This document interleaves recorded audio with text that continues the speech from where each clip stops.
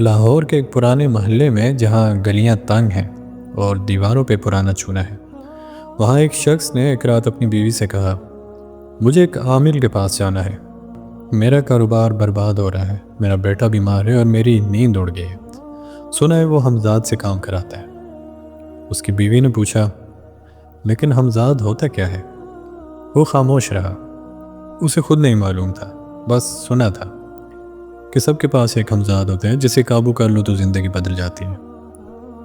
یہ صرف اس ایک شخص کی کہانی نہیں ہے، پاکستان میں ہر سال لاکھوں لوگ اسی سوال کے ساتھ کسی نہ کسی عامل کے دروازے پہ دستک دیتے ہیں، کوئی کاروبار کے لیے، کوئی محبت کے لیے، کوئی دشمن کو نقصان پہنچانے کے لیے، اور ان سب کے پیچھے ایک لفظ ہوتا ہے، حمزاد۔ لیکن آج ہم ایک ایسی بات کریں گے جو نہ وہ عامل بتاتے ہیں، نہ وہ یوٹیوب چینل جو حمزاد کو گلیمر دیتے ہیں۔ ہم بات کریں گے اس اصل سوال کی، آخر لوگ حمزاد قابو کرنے کیوں جاتے ہیں، اور جو نفس انہیں وہاں لے جاتا ہے وہ نفس کیا ہے، اور وہ ان کے ساتھ کیا کرتا ہے۔ پہلے سمجھ لیتے ہیں کہ حمزاد ہے کیا، کیونکہ جب تک حقیقت معلوم نہ ہو دھوکہ کھانا آسان ہو جاتا ہے۔ حمزاد کوئی طاقت نہیں جسے آپ نے کمانا ہو، حمزاد ایک جن ہے، ایک علیحدہ مخلوق جو اللہ نے ہر انسان کے ساتھ پیدائش سے لگائی ہے۔ عربی میں اسے کریم کہتے ہیں۔ یہ آپ کا حصہ نہیں ہے، یہ آپ کے ساتھ ہے، آپ کے اندر نہیں۔ رسول اللہ صلی اللہ علیہ وآلہ وسلم نے فرمایا، تم میں سے ہر شخص کے ساتھ جنوں میں سے ایک ساتھی مقرر ہے۔ صحابہ نے پوچھا، یا رسول اللہ، آپ کے ساتھ بھی؟ آپ نے فرمایا، ہاں، میرے ساتھ بھی، لیکن اللہ نے میری مدد کی اور وہ مومن ہو گیا، اب وہ مجھے صرف نیکی کا حکم دیتا ہے۔ یہ حدیث صحیح مسلم میں موجود ہے۔ اس سے دو باتیں سمجھ آتی ہیں۔ پہلی، ہاں حمزاد حقیقی ہے۔ دوسری، نبی کریم صلی اللہ علیہ وآلہ وسلم کے حمزاد نے بھی مومن ہونے کے بعد ہی نیکی کی راہ اختیار کی۔ تو عام انسان کا حمزاد ظاہر ہے برائی کی طرف کھینچتا ہوگا۔ تو اب سوال یہ ہے کہ یہ کرتا کیا ہے؟ یہ آپ کو وسوسے دیتا ہے باہر سے، جیسے کوئی آپ کے کان میں پھسپھساتا ہو۔ یہ آپ کو پورا ماضی جانتا ہے کیونکہ یہ آپ کے ساتھ پیدائش سے ہے۔ اسی لیے بعض اوقات عامل لوگوں کو ان کا ماضی بتاتے ہیں جو وہ حیران رہ جاتے ہیں، سوچتے ہیں کہ یہ کوئی بہت بڑا علم ہے، لیکن یہ علم نہیں، یہ حمزاد کی معلومات ہے جس تک وہ عامل پہنچ رہا ہے، اور یہ کام اسلام میں سختی سے منع ہے۔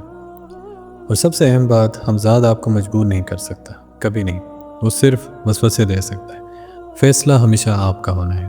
اب بات کرتے ہیں نفس کی، اور یہ سمجھنا اس ویڈیو کا اصل مقصد ہے۔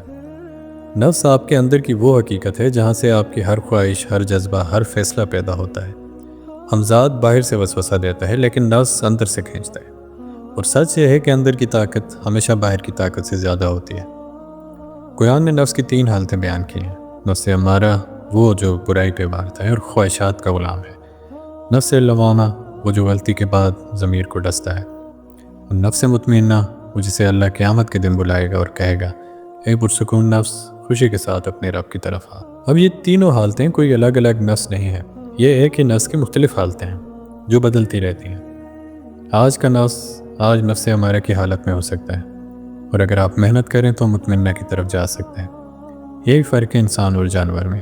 جانور صرف نفس امارہ پہ چلتا ہے، انسان کے پاس آگے بڑھنے کی اور سیکھنے کی صلاحیت ہے۔ تو دوستو، آئیے ایک کہانی سنتے ہیں، ایک ایسی کہانی جو پاکستان میں ہزاروں گھروں میں کسی نہ کسی شکل میں ہوئی ہے۔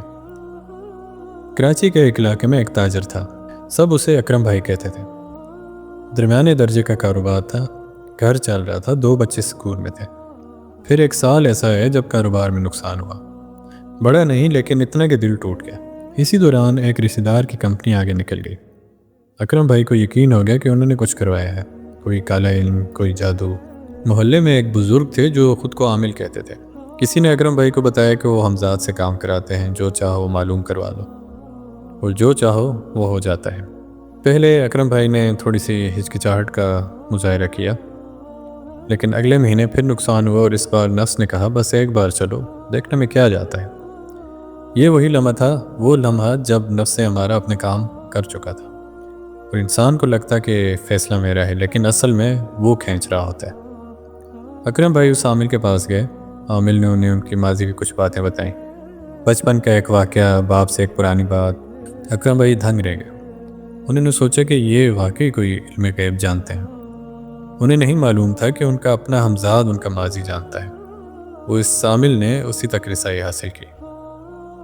عامل نے کہا آپ کے ہمزاد کو تھوڑے سے عمل سے آزاد کرنا ہوگا، پھر وہ آپ کی مدد کرے گا، 15,000 روپے لگیں گے۔ اکرم بھائی نے دے دیے، پھر 30,000 دیے، پھر 50,000۔ ہر بار عامل نے کہا ابھی ہمزاد پوری طرح آزاد نہیں ہوا، ایک اور عمل باقی ہے۔ 6 مہینے بعد اکرم بھائی دیوالیہ ہو گیا، اس رشتہ دار کی وجہ سے نہیں، اس عامل کی وجہ سے۔ لیکن سب سے بڑا نقصان پیسوں کا نہیں تھا، سب سے بڑا نقصان یہ تھا کہ ان کا اللہ سے رشتہ ٹوٹ گیا تھا، نماز چھوٹ گئی تھی، گھر میں اندھیرا آ گیا تھا۔ دوستو، اکرم بھائی کے ساتھ جو ہوا اسے سمجھنے کے لیے نفس امارہ کو سمجھنا ضروری ہے۔ نفس امارہ کا مطلب ہے وہ نفس جو حکم چلائے برائی کا۔ جب نفس اس حالت میں ہو تو انسان خواہشات کا غلام ہوتا ہے، اور سب سے خطرناک بات یہ ہے کہ اسے غلامی محسوس نہیں ہوتی، اسے لگتا ہے میں تو آزادی سے فیصلہ کر رہا ہوں۔ اکرم بھائی کا نفس ایک مرحلے میں نہیں گرا، یہ ایک سیڑھی تھی۔ ہر قدم پہ نفس امارہ نے ایک نئی دلیل دی۔ پہلا قدم تھا حسد، رشتہ دار کی ترقی دیکھ کے۔ نفس نے کہا تم اس سے بہتر ہو، تمہارے ساتھ ناانصافی ہوئی ہے۔ یہ بالکل وہی لمحہ ہے جو ہر پاکستانی گھر میں ہوتا ہے، جب کسی رشتہ دار کی گاڑی نہیں آئے، جب کسی پڑوسی کا گھر بڑا ہو جائے، جب کسی دوست کی تنخواہ بڑھ جائے۔ دوسرا قدم تھا شک۔ نفس نے کہا ضرور انہوں نے کچھ کروایا ہوگا۔ یہ ہمارے معاشرے میں بہت گہری بیماری ہے، جب خود کچھ نہ کر سکو تو ذمہ داری کسی کالے علم پہ ڈال دو، اس سے نفس کو سکون ملتا ہے کیونکہ اپنی کمزوری دیکھنا مشکل ہے۔ اور تیسرا قدم تھا جلد بازی۔ نفس نے کہا مجھے ابھی راستہ چاہیے، صبر نہیں ہوتا۔ نفس ہمارے کی سب سے بڑی خوراک ہی یہی ہے کہ فوری نتیجہ چاہیے، محنت نہیں کرنی۔ روزہ رکھنا مشکل ہے لیکن عامل کو پیسے دینا آسان لگتا ہے۔ چوتھا قدم تھا توجیہ کا۔ جب عامل کے پاس گئے تو نفس نے کہا یہ تو بس ایک بار ہے، میں نیت سے صاف ہوں، میں تو صرف اپنا حق لینے جا رہا ہوں۔ یہ توجیہ نفس امارہ کا سب سے مشہور ہتھیار ہے۔ ہر غلط کام کے ساتھ ایک دلیل آتی ہے جو اسے صحیح دکھاتی ہے۔ اور پانچواں قدم، جب 15,000 دیے اور کچھ نہ ہوا، نفس نے کہا اب اتنا لگا چکا ہوں، واپس جانا تو نادانی ہے، کچھ اور لگا کے نتیجہ دیکھتے ہیں۔ یہ وہی جال ہے جو جوئے خانوں میں لگتا ہے، اور یہی جال یہاں بھی لگا۔ تو کیا اس سفر میں ہمزاد نے کوئی کردار ادا کیا؟ ہاں ضرور، اس نے اسے بہت سے وسوسے دیے ہوں گے، لیکن اصل طاقت کہاں تھی؟ اکرم بھائی کے اپنے نفس میں، اس کے حسد میں، اس کی جلد بازی میں، اس کی توجیہ میں۔ ہمزاد نے صرف ہوا دی، نفس امارہ نے آگ جلائی۔ تو دوستو چلیے ایک اور کہانی سنتے ہیں، ملتان کے قریب ایک چھوٹے قصبے کی۔ سعدیہ اپنی عمر کے 30ویں سال میں تھی، شادی نہیں ہوئی تھی، خاندان میں سب طرف سے دباؤ تھا، ہر رشتہ دار کوئی نہ کوئی جملہ کستا۔ اس کی ایک سہیلی کی شادی ہو گئی، پھر دوسری کی، پھر تیسری کی۔ اس کی ماں ایک دن کسی بیوی کے پاس گئی جو محلے میں دم درود کرتی تھی۔ بیوی نے کہا اس لڑکی پہ اس کے ہمزاد کا اثر ہے، یہ اس سے شادی سے روک رہا ہے، اگر ہمزاد کو الگ کر دیں تو رشتہ آ جائے گا۔ ماں نے بیٹی کو بتایا۔ سعدیہ پڑھی لکھی تھی، پہلے اس نے انکار کیا، لیکن کچھ مہینے بعد جب ایک اور رشتہ ٹوٹا تو اس رات اس نے اپنی ماں کو کہا کہ چلو۔ تو دوستو اب یہاں رکیں اور سوچیں، سعدیہ کو کس چیز نے وہاں لے جایا؟ کیا ہمزاد نے؟ نہیں، اسے لے گئی اس کی نفس امارہ کی وہ خواہش جو بالکل فطری تھی، شادی کی خواہش، اپنا گھر بسانے کی خواہش۔ لیکن نفس امارہ کی حالت میں یہ خواہش صبر کے بغیر، اللہ پہ بھروسے کے بغیر، صرف فوری حل چاہ رہی تھی۔ تو بیوی نے کچھ عمل کرائے، کچھ چیزیں جلائیں، کچھ پڑھوایا، پیسے لیے، سعدیہ نے سب کیا۔ 1 سال گزر گیا، کوئی رشتہ نہ آیا، لیکن اب ایک نیا مسئلہ ہو گیا تھا۔ سعدیہ کو رات کو ڈر لگنے لگا تھا، خواب آنے لگے، اس نے محسوس کیا جیسے کوئی ہمیشہ اس کے قریب ہے۔ اس نے ایک عالم سے ملاقات کی۔ عالم نے بتایا بیٹی جو ہوا وہ یہ ہے کہ تم نے ایسے دروازے کھٹکھٹائے ہیں جو کبھی نہیں کھٹکھٹانے چاہیے تھے۔ اب خوف اور وسوسے بڑھیں گے لیکن راستہ ہے اللہ کی طرف واپسی۔ تو دوستو سعدیہ کی کہانی کا خوش آئند حصہ یہ ہے کہ اس نے واپسی کا راستہ چنا، لیکن جو نقصان ہوا، ذہنی، روحانی، مالی، وہ اسے سالوں تک یاد رہا۔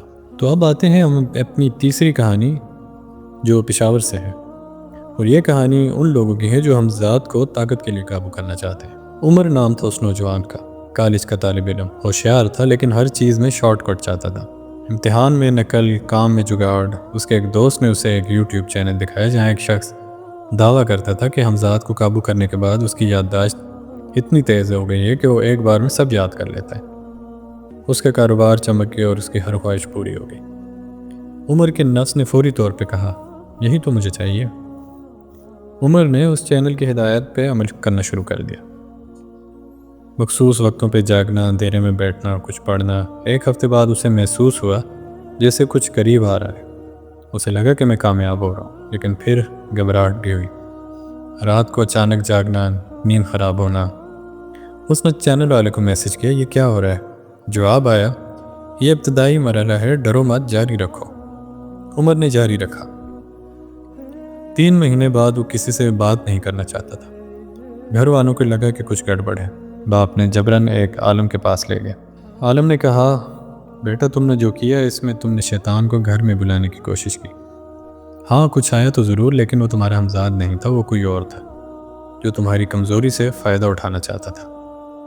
عمر نے پوچھا، میں نے یہ کیوں کیا؟ عالم نے جواب دیا، اس لیے کہ تمہارے نفس نے محنت کو کمزوری سمجھا اور شارٹ کٹ کو عقل مندی سمجھا۔ یہ نفس ہمارے کی سب سے بڑی چال ہے۔ عمر نے توبہ کی، علاج ہوا، لیکن وہ سال جو اس نے ضائع کیے وہ واپس نہیں آئے۔ تو دوستو، اب وہ سوال جو اس ویڈیو کے شروع میں تھا، آخر لوگ ہمزاد قابو کرنے کیوں جاتے ہیں؟ جواب ایک لفظ میں نہیں دیا جا سکتا، کیونکہ ہر کہانی مختلف ہے، لیکن ہر کہانی میں ایک چیز مشترک ہے کہ نفس ہمارا کا وہ لمحہ جب انسان اللہ سے زیادہ کسی شارٹ کٹ پہ بھروسہ کرتا ہے۔ اکرم بھائی ہو گئے کیونکہ ان کا نفس حسد اور جلد بازی میں تھا اور دوسرے سے آگے نکلنا چاہتا تھا، ابھی اور فوری۔ سعدیہ گئی کیونکہ اس کا نفس نے تھکاوٹ اور معاشرتی دباؤ کے آگے صبر کی طاقت کھو دی تھی۔ عمر گیا کیونکہ اس کے نفس نے محنت کو رد کر دیا تھا اور آسان راستے کو عقل مندی سمجھ لیا تھا۔ یہ تینوں مختلف کہانیاں ہیں، لیکن ان سب کا ایک ہی نفسیاتی سفر ہے۔ پہلے ایک تکلیف آتی ہے، پھر نفس ایک خواہش پیدا کرتا ہے جو بالکل فطری ہوتی ہے، پھر نفس ہمارے اس خواہش کو بے صبر بنا دیتا ہے، پھر کوئی راستہ سامنے آتا ہے جو آسان لگتا ہے، پھر نفس توجیہ بناتا ہے تاکہ ضمیر خاموش رہے، اور پھر انسان وہاں پہنچ جاتا ہے جہاں پہنچنا نہیں چاہیے تھا۔ ہمزاد اس سفر میں کہاں تھا؟ وہ بھی تھا، وسوسے دے رہا تھا، خیالات کو رنگ دے رہا تھا، لیکن اگر نفس مضبوط ہوتا، اگر صبر ہوتا، اگر اللہ پہ توکل ہوتا، تو ہمزاد کا وسوسہ بے اثر ہو جاتا۔ ایک تیر تبھی لگتا ہے جب زخم پہلے سے موجود ہو۔ اب بات کرتے ہیں اس بچاؤ کی جو واقعی کام کرتا ہے، نہ صرف نظریے میں بلکہ زندگی میں بھی۔ ہمزاد سے بچاؤ کا سب سے بڑا ہتھیار آیت الکرسی ہے۔ صبح اٹھتے ہی، رات سوتے وقت سورہ الناس اور فلق، یہ 2 صورتیں آپ کو ہر وسوسے سے محفوظ رکھتی ہیں۔ اور جب کوئی برا خیال آئے، اعوذ باللہ پڑھیں اور اس خیال کو نظر انداز کریں، جلد بازی نہ کریں، کیونکہ ہمزاد کی خوراک توجہ ہے۔ جتنا اس پہ سوچیں گے اتنا وہ طاقتور ہوگا۔ اور نفس ہمارا کا علاج یہ ایک روزہ کی عبادت سے نہیں ہوگا، یہ ایک فیصلے سے شروع ہوتا ہے۔ فیصلہ یہ کہ میں اپنے نفس کا مالک بنوں گا، غلام نہیں۔ جب بھی آپ کے نفس میں کوئی تیز خواہش اٹھے اور وہ آپ کو فوری فیصلے پہ مجبور کرے، تو رکیں، بس رک جائیں۔ نفس ہمارا جلد بازی میں جیتا ہے، سکون میں ہارتا ہے۔ روزہ رکھیں، نہ صرف رمضان میں بلکہ سنت کے مطابق پیر اور جمعرات کو بھی۔ روزہ نفس ہمارا کی خوراک کاٹتا ہے۔